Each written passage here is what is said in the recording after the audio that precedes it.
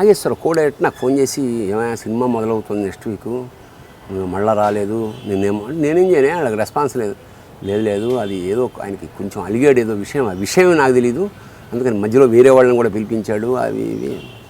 సరే ఇప్పుడు ఏం చేయమంటున్నాను, ఒక్కసారి హలో అని ఈ ఊళ్ళోనే ఉన్నాడు అని నేను అనడం ఏంటే, నేను నా పని నేను చేసాను కదండి, అవన్నీ ఎందుకు ఇండస్ట్రీలో ఉంటూ అను పెద్ద డైరెక్టరు, అతను ఫస్ట్ టైం అంటే పెద్ద డైరెక్టర్ అవుతే అట్లా ఆ టైప్ పెద్ద కంపెనీ కదా. సార్ తప్పేమని ఫోన్ చేశాను, ఎత్తాడు.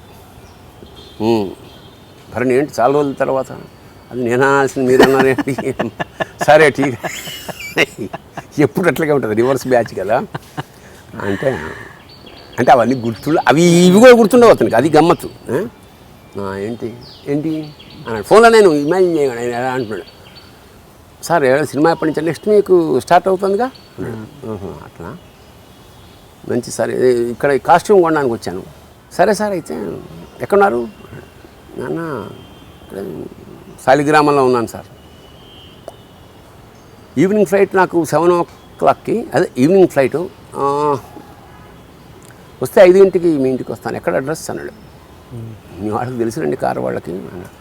ఉత్తిదీదే కంటిన్యూలు తుడుస్తున్నాడు, కానీ చెప్పాం కదా అతను అబద్ధం ఆడని.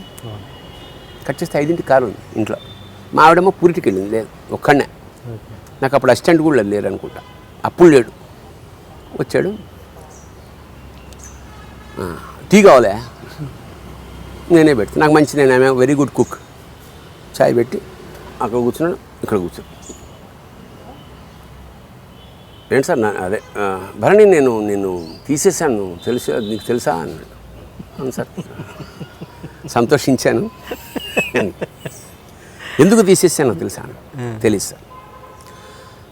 First thing